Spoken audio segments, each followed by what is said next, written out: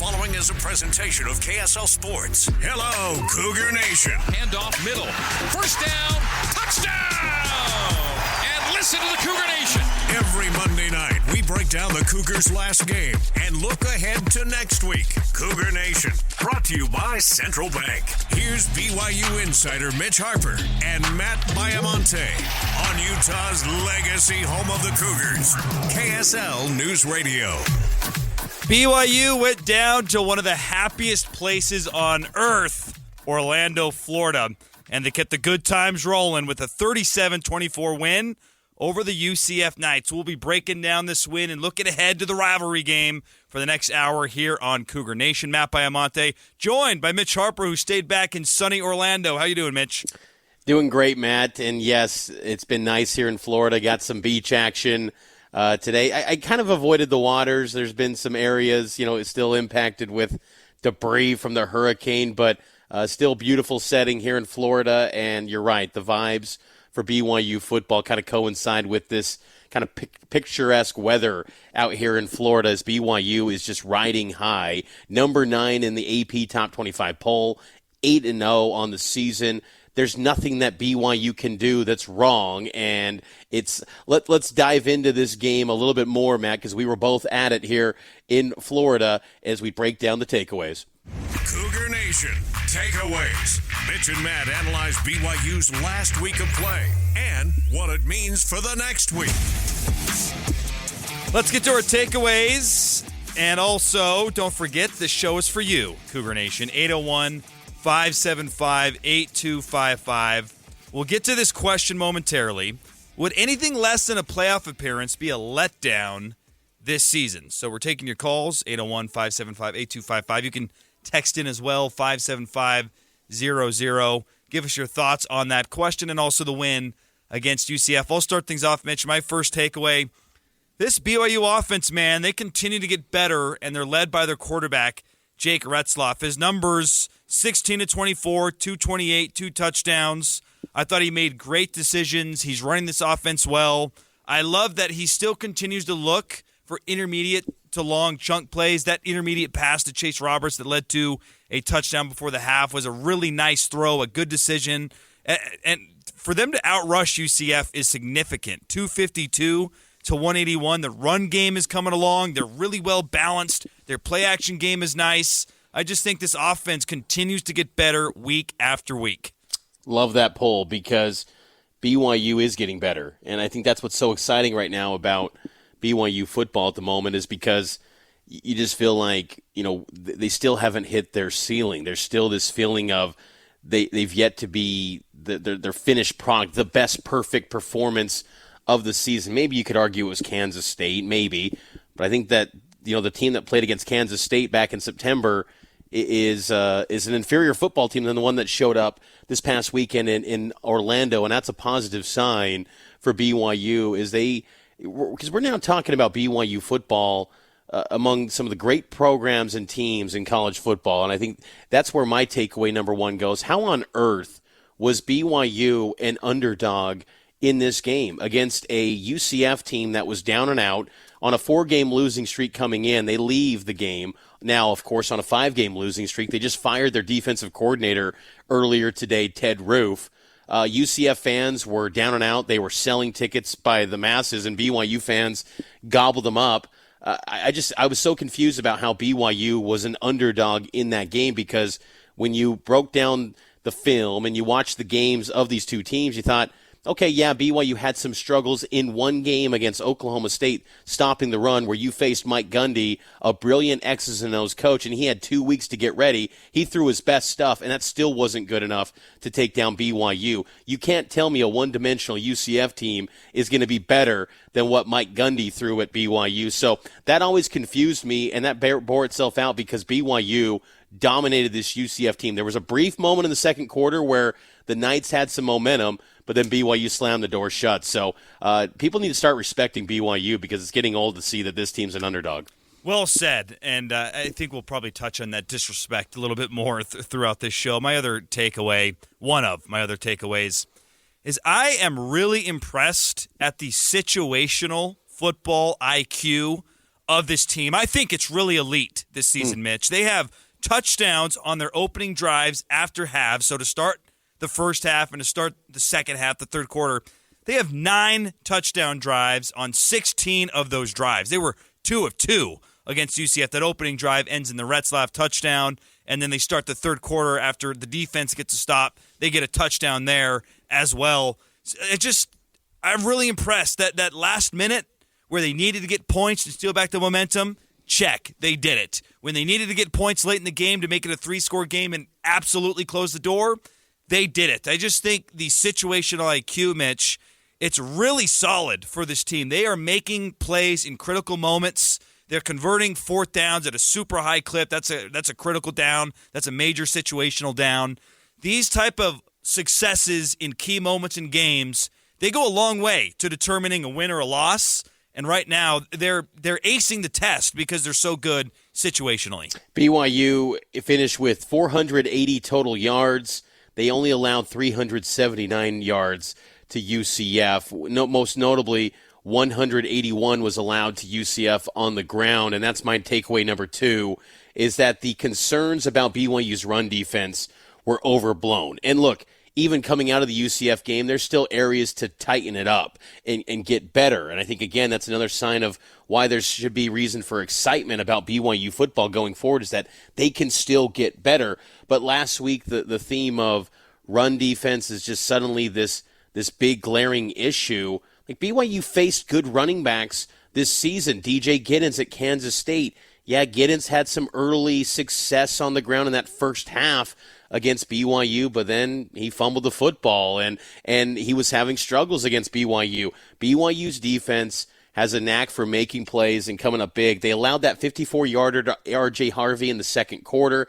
That's one you'd like to get back if you're Jay Hill and Kalani Sitake, but by all accounts, they completely shut down a UCF rush offense that was third nationally coming into that matchup, and it blew me away too. If I want to get nitpicky about BYU in that game against UCF, you almost were a little bit disappointed that they just didn't shut down that fourth-string quarterback. Right. Risk. He had a couple touchdowns, but Jakari Brown, how he was starting for UCF, and there was actual buzz and juice to him as being something. I'm like, this is not going to work. And BYU shut him down. And I thought it was great too, because, historically, I think Cougar fans still get in this mode of, oh no, backup quarterback, or, day game to time zone. All those things that usually we get so worried about, Matt, because history has shown BYU falls on those in those situations. That doesn't faze this team. It doesn't matter what the odds are against this team or the situation.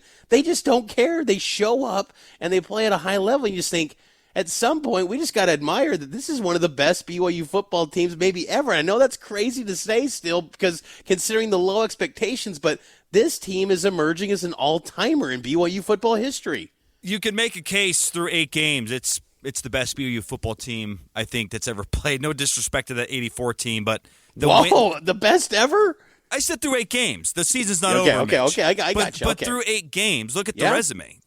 Fair. They're on a very short list of teams currently in this 2024 season who have 2 wins over top 25 ranked teams currently. It's not a long list, Mitch, of teams that have this type of resume right now. So everything you said, I agree with. This is a great football team, and it's been a lot of fun. We just got to enjoy the ride, because it's easy to get caught up in the rivalry and, oh no, this, and oh, the day games and the East Coast trips. This team continues to check all the boxes and overcome all the obstacles, and maybe it's time we, as a Cougar Nation, just get on board and embrace this team as being a great football team. But I will say, though, now that we know that they're a really good football team, you want this to be delivered with a special season. Yes. And that's why the question, would anything less than a playoff appearance be a letdown? Because now that you're tasting this success, you're in the top 10. I don't care, how it happens, but you get into the top 10 in any given week in college football, you're having quite a ride of a season. And BYU's now at number 9, and I know it's still opinion-based, and the real poll comes out next week on election night when the first college football playoff rankings come out, which, by the way, that's going to be an epic night. You got election night, You've got the college football playoff rankings. You got Kevin Young's BYU basketball debut. My goodness, buckle up. Tuesday, November 5th is going to be off the charts. But, that's going to be when we really see what BYU's ranked going into the Utah game. And I was looking at something today. BYU, if the old BCS formula was put into place, BYU would be number 8 right now in the college in the rankings. So, BYU's a really good football team, and I think now that you're in this kind of world of a 12-team playoff era that's be kicking off this year, you want to taste it. You want to be part of that. So that's why the question is, would anything less than a playoff at this point of what we've seen thus far, would that be a little bit of a letdown? So we'll take some more phone calls. We'll get to your calls. We know that the phone lines are getting backed up. We will get to you shortly. This Cougar Nation is sponsored by Central Bank, serving Utah County for over 133 years with trusted service, modern technology, and personalized care. Central Bank, proud sponsors of Cougar Nation. I'm Mitch Harper coming to you from Florida with Matt Baiamonte in Broadcast House in Salt Lake City. We're taking a timeout. On the other side, we'll get to our helmet stickers and take your phone calls next here on Cougar Nation. How many things affect your life as much as slow traffic and bad weather?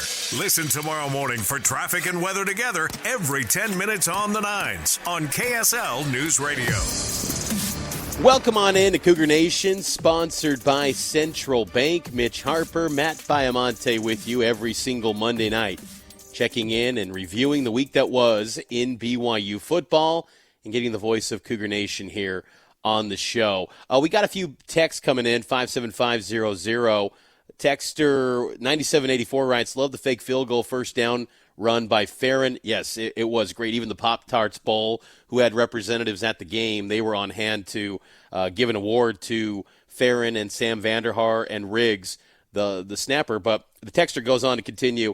Rules question, why was Farron allowed to get up off a knee and pitch the ball between his legs without being called down when he didn't spot the ball for the field goal? So that's actually in the rules book, NCAA rule book. They actually have that because that thought did kind of come to mind, too, when Vanderhaar's snapping it between his legs. And you're thinking, why isn't that ruled down for the holder? Because technically, his knee was down. If you want to get deep into it, it's Rule 413-B. There's an exception clarifying that the holder's knee, they can get up off the ground and make a play. So that's clearly in the rule book, and that allowed for BYU to have that special play. So a little bit of rules minutia there for you, Matt. That's a great breakdown, Mitch. And man, that was such a spectacular play. It's a bummer it didn't turn into a touchdown, but you love the creativity. I love the breakdown from Kelly Papinga today as well, saying that they did film review. They saw on a certain hash that they come hard, and if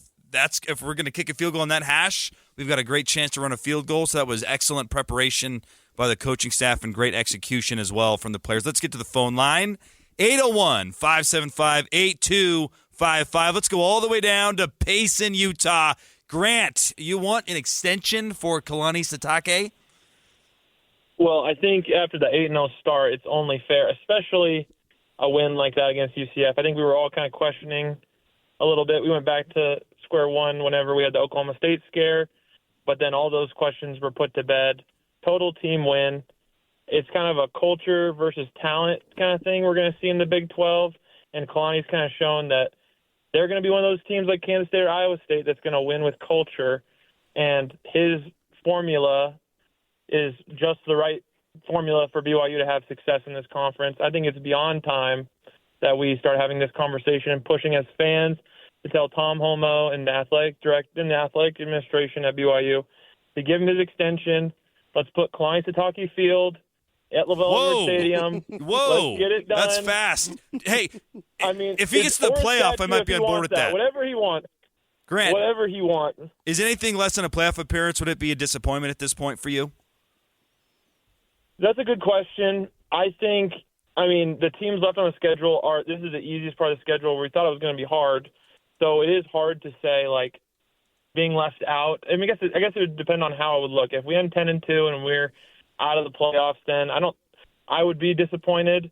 But we're looking kind of 11-1, 12-0, real possibilities.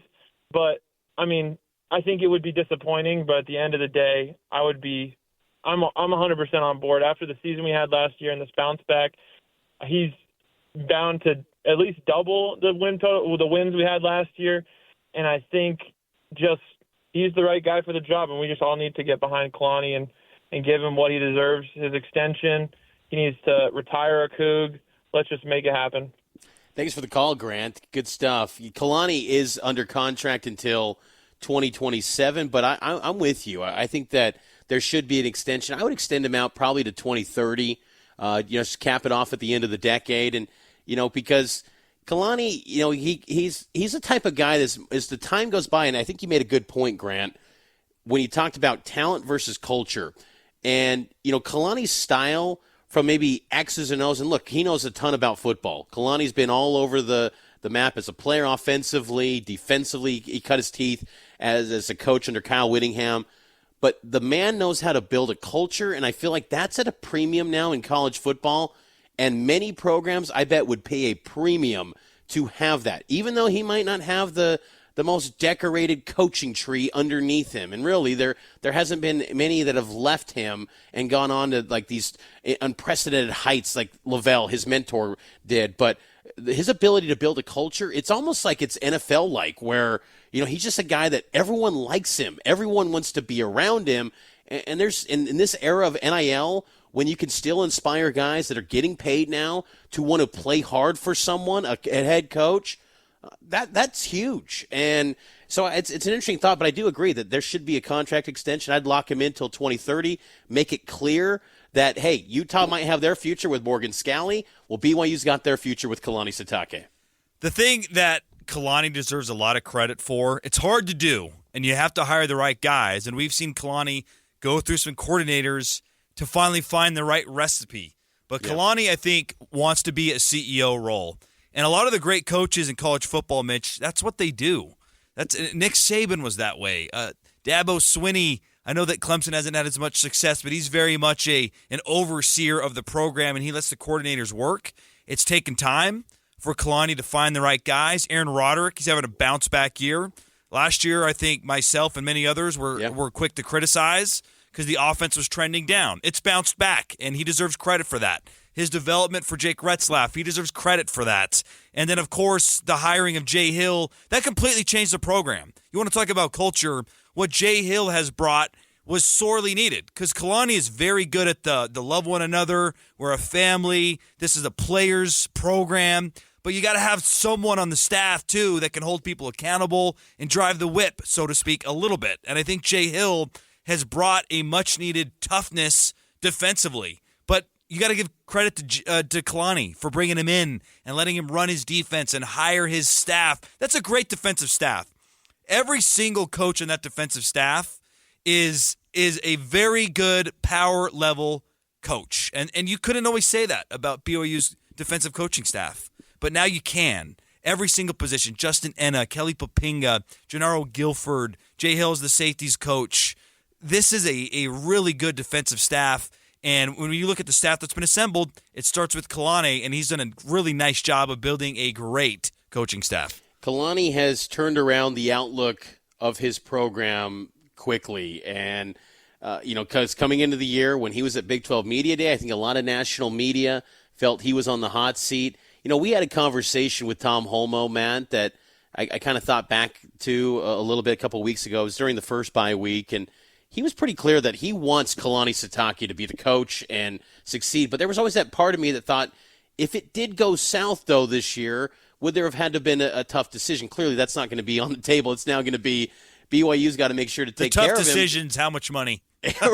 right. And because you know what the thing is you take a program like BYU, and look, we know BYU inside and out. We know the winning history, but it feels like outsiders don't understand how much of a winning culture BYU football has had, and they'll look at it from the outside and go, man, what's he doing to have so much success? Let's get that in-house here, at their program. So, Kalani could be a wanted man again. So if I'm BYU, I'm just getting ahead of it and saying, Kalani's extended. So I like the call from Grant because it hasn't got much run, because we do see in the Power Four that when a coach has a massive year, it always coincides with a contract extension. And I just think that Kalani, what's been interesting too about Kalani coming into this year is that no one, I think there were people there were detractors that maybe felt like, is he the right guy? But at the same time, like as far as like on the field product, it was not working last year. But no one ever questioned, does he fit at BYU? Right. That was never the question. And that fit is just so perfect. And then when it's winning at a high level, man, it's a beautiful thing because Kalani embodies BYU football. He has so much passion for this program that goes beyond this team, just the spirit of BYU football. He connects with BYU fans. I mean, we were there, Matt. That fan base on display in Orlando, UCF people were floored. Yeah. I mean, the turnout from BYU fans was so impressive. And look, we've been doing this for a while now, covering BYU football. And like I know Cougar fans always show up. Cougar Nation always turns out for these games. But I was even taken aback by that because 2 time zones, and they just showed up in huge numbers. It was amazing. And Kalani's the leader of all those people. The culture point is a good one, too, because in today's day and age with NIL and unlimited transfers, if things don't go the way you want them to go, you could be looking at mass exodus, complete buyout, and a team falling apart. And we'll have to see if that's happening up the street, to be frank, Mitch, because there's a lot of players up there that could command some NIL money somewhere else. And do they transfer? And I wonder how that's going to affect the rivalry game. We don't need to quite get to that yet. We'll have plenty of time to discuss that. But the ability to maintain a culture where you care about the team, you care about the university you represent, that's few and far between these days just because of the culture that college athletics has created with the transferring and the NIL. And that's at a premium because when you have a team that is selfless, they care about each other, they want to win, I think you can see an advantage with chemistry and in other areas that can propel you to great seasons. If you want to get your phone call in, we'll take some more phone calls near the top of the hour at our last segment, so make sure to get those in, 801-575-8255. We'll continue to break down BYU, UCF next with some helmet stickers and more trending up and trending down in the world of BYU football right here on Cougar Nation on KSL News Radio. Be ready for BYU Game Day. Download the KSL News Radio app to stream BYU games, plus breaking news during the week. That's the app for KSL News Radio. Welcome back into Cougar Nation. We're breaking down the 8th win of the season over the UCF Knights, 37-24. It was a pro BYU crowd. Mitch, I also quickly need to get your thoughts on this. That had to have been the worst stadium in the Big 12. That was a dump. I was not impressed by that stadium one bit. It needs some TLC, man.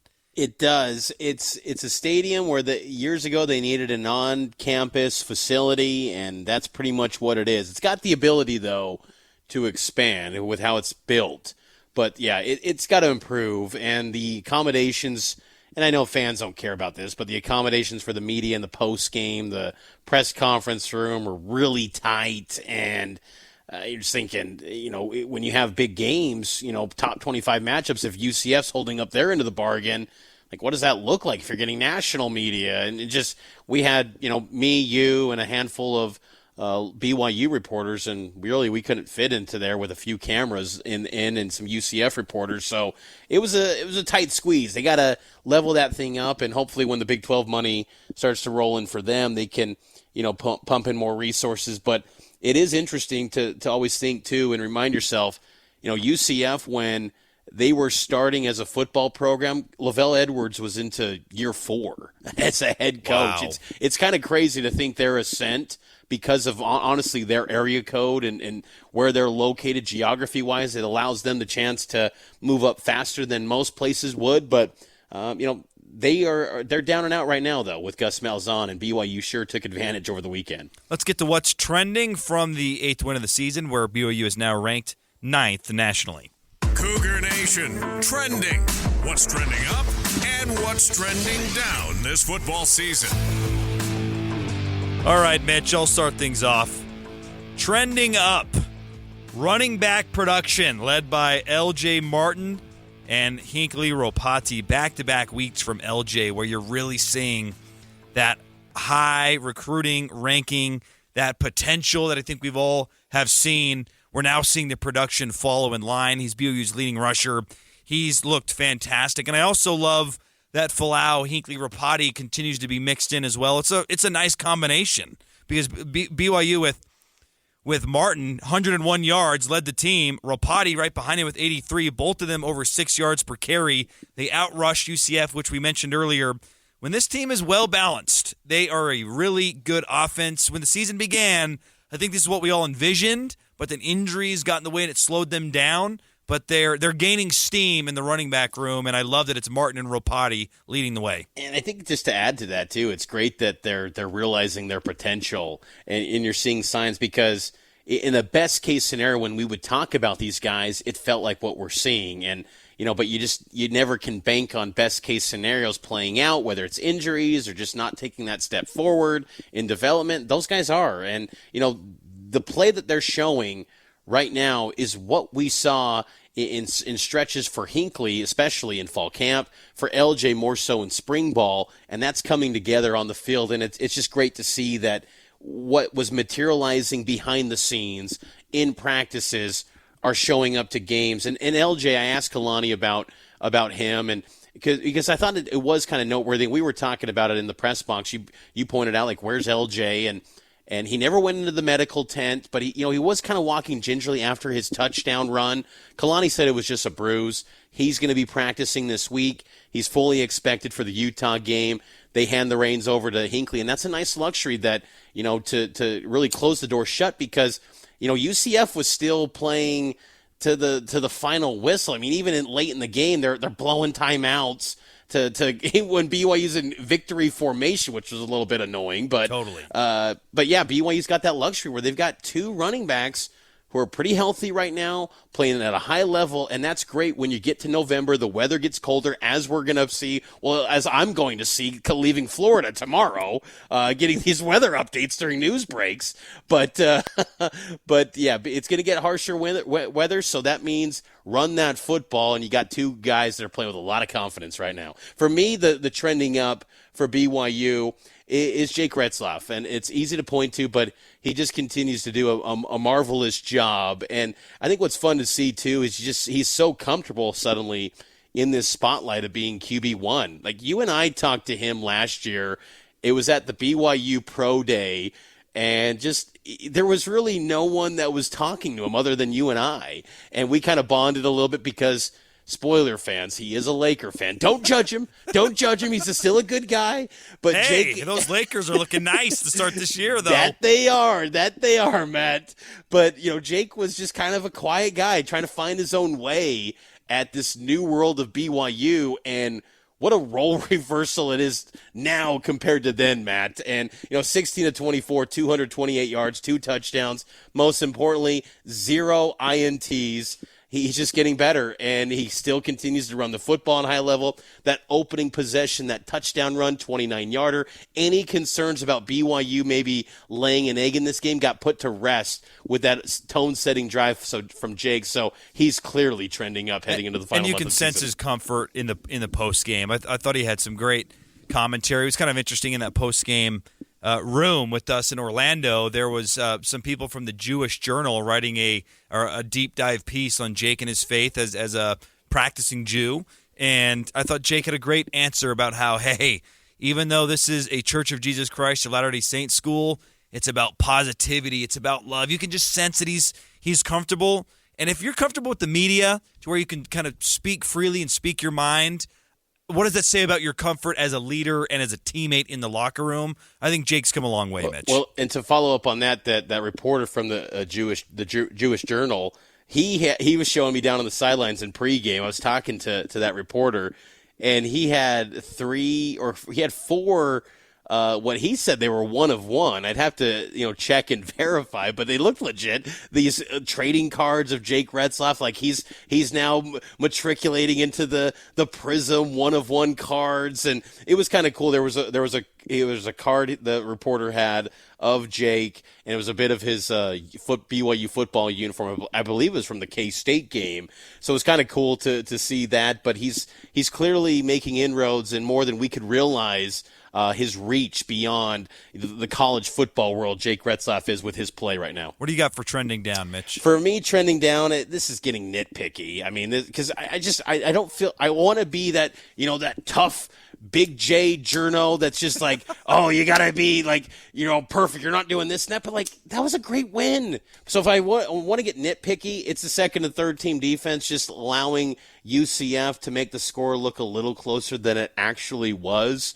That's my only nitpick, and they got to get better. And to add to that too, limit the big plays, because BYU's defense, even really throughout the whole Kalani era, they've been good about never giving up big plays.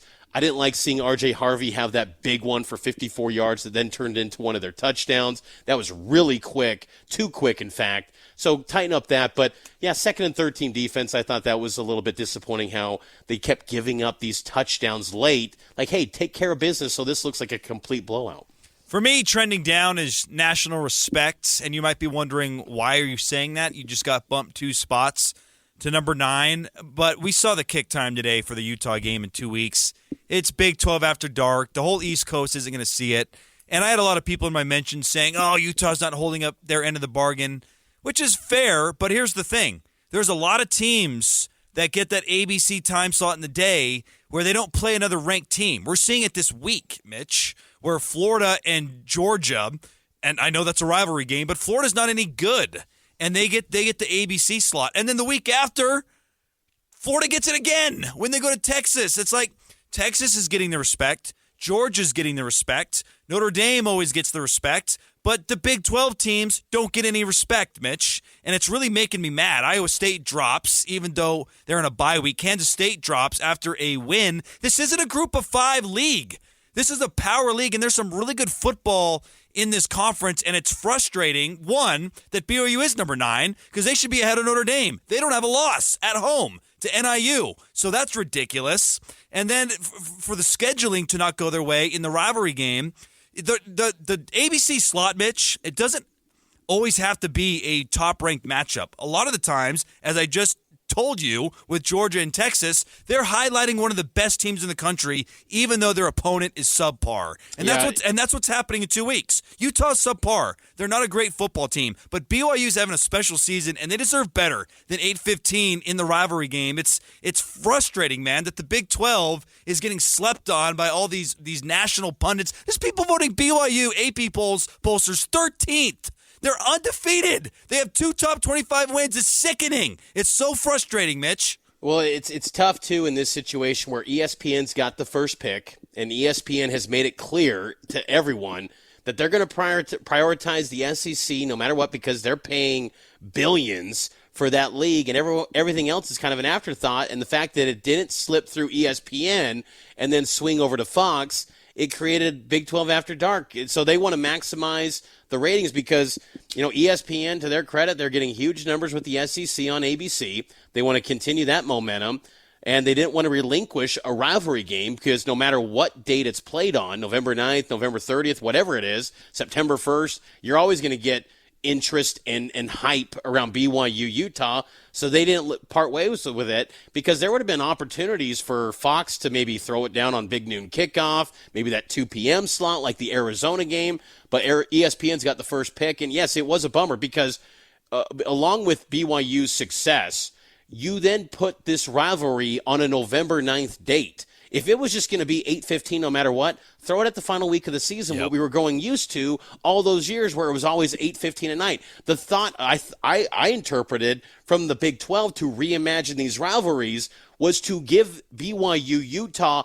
a national showcase stage. Clearly, the TV partners don't care as much about you as they do the SEC and the Big Ten, and that is a bummer because BYU has finally arrived at this stage that they've coveted for decades, and I do believe this is the best league they have ever been a part of, but still, it's like they're proving themselves. They have to go out and prove themselves again. Like, why are they treating this like the WAC? Like, the Big 12 plays high-level football, highly competitive, heavily resourced programs.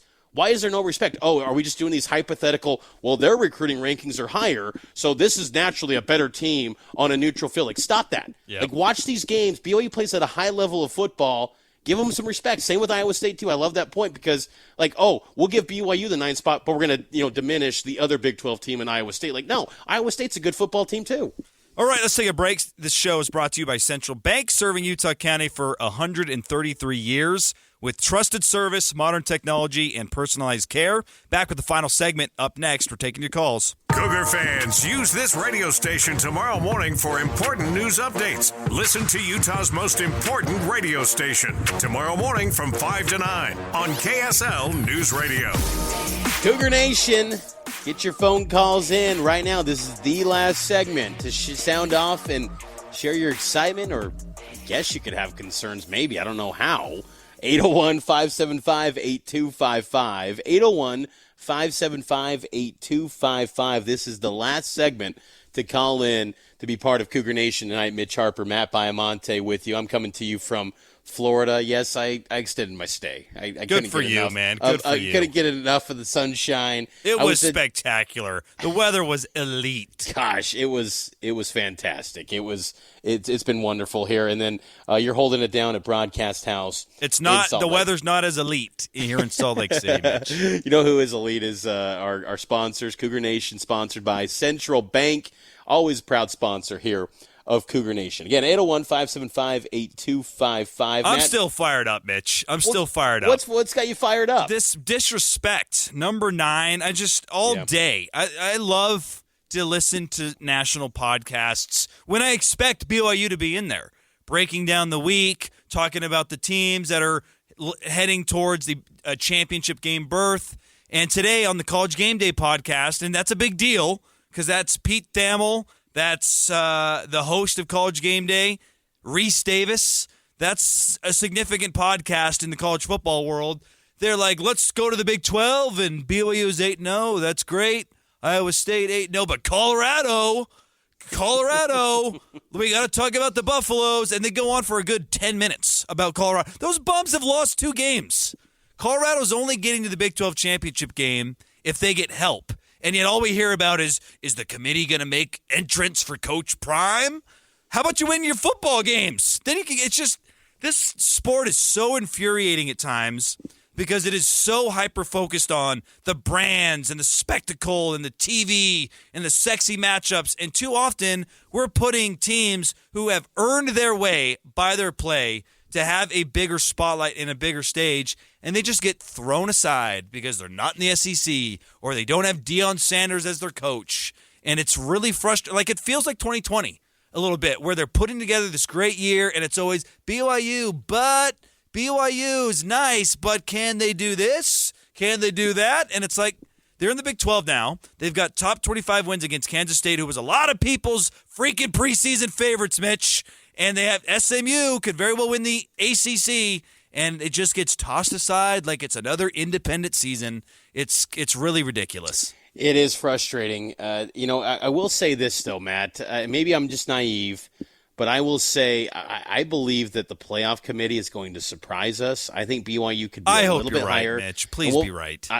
Maybe I'm naive, but I really believe that we could see BYU maybe at 7. And I know it should be higher. I think I'll give credit to one national analyst, Danny Cannell on CBS. He does a no brand top 25 or top 10, I believe. He had BYU at 4. Because if you take away the brands and you focus on what they've done to this point, BYU has a resume that belongs at number 4. Maybe let's get out to the phone line, 801-575-8255. This is your last segment to call in. Devin, he wants to talk about BYU's ranking. Do you think it's too low, Devin? Just right? How are you feeling? I think BYU's ranked too high. That is insane, Devin. Defend yourself immediately. I haven't. The past years I've seen BYU football. We can't talk about the past years, though, Devin. Talk about 2024. 8-0. No. Yes, Devin. Right now. I agree. We're talking about right now. But listen, BYU football, and this is coming from a Nebraska fan. Oh, boy. BYU football is not legit. BYU football, the hype needs to come to an end. All right. Hang up the phone, there. Devin. That's enough. You're speaking nonsense. That's ridiculous. Wait, I wanted to hear him. It's ridiculous. Devin. Who has BYU played to deserve this ranking? You're kidding me, right? SMU is a top 20 team. They've Kansas got great State. in Kansas State. As of now. But you know who else was in the top 25? Northern Illinois. And they're going to be out. SMU's going to be out. BYU, I promise you, They play Houston this week, right? No, they don't. Hang up the phone. That's enough. This guy has no idea what he's talking about. Dump the call, Alex. Dump the call. That's enough. That's ridiculous. This is what we're talking about. This is the nonsense we're talking about. He doesn't even know who they're playing next. They have a bye week, Devin, and you don't even. I don't know how to say this any other way, Mitch. There's like 4 teams that have multiple top 25 wins at this point in the season. There's not many. Yeah. And BYU is one of those teams. If that doesn't speak volumes about where they should be ranked, then I don't know what to tell you. And the lack of respect goes beyond the Big 12 too. It's the ACC as well. And look, I know that Big 12's vying to be better than the ACC, but I'd be upset if I'm Pitt fan. 7-0. What else can you do? You're number 18. Exactly. SMU 7-1. Number 20. Notre Dame has no business being anywhere near the top 10. None. They have one decent win. I would argue that Indiana's better than Notre Dame. 100%. They're undefeated. Yeah. Can we put some love on the teams that win their football games? Indiana is in the Big Ten, one of the perceived Power 2 conference teams. They're at 8-0 and they're only at 13. Again, people are focusing too much on logos. They can't handle it. Nope. These reporters that vote on the AP Top 25, people can say that it doesn't matter. It absolutely does, these rankings, because it forms perceptions and it forms narratives. And they don't dive into these teams and look at the personnel and size it up and really comb through these rosters and these staffs and their schemes. They don't break it down. And it just blows me away. They just fall into these lame storylines, surface level angles. And it's just like, no, look beyond that. Look at these games. Look at the body of work to this point. BYU and a lot of other teams have put up together some great resumes, and they're just getting lowballed here. Just like we heard. Look, Devin just proved our point right there. There's too much focus on, well, BYU always has a tendency to disappoint. That may be true, but if you're just looking at 2024, that has not happened yet, and that's how you have to rank. And this is also one of the reasons I hate the preseason top 25 poll, because it works against you. Because BYU was not ranked in the top 25 to start the year, there was this perception, and I bought into it. I think you bought into it, and a lot of fans bought into it. This team's not very good. They'll be lucky to be 6-6. Yeah. And every week you're like, they're still winning, but when's it going to come to an end? When if nobody was ranked in the top 25, Mitch, you'd look at this a lot differently than we currently do. That is very true. And the good thing is that the playoff rankings, they don't start until next week. We will have a Cougar Nation next Monday. We'll also be on Cougar Sports Saturday during the bye weekend. So keep it locked here to KSL News Radio and listen to our podcast feed. So for Matt Baiamonte, Mitch Harper, our board op Alex, we appreciate all of you for checking out Cougar Nation. We'll talk to you on Saturday for Cougar Sports Saturday here on KSL News Radio.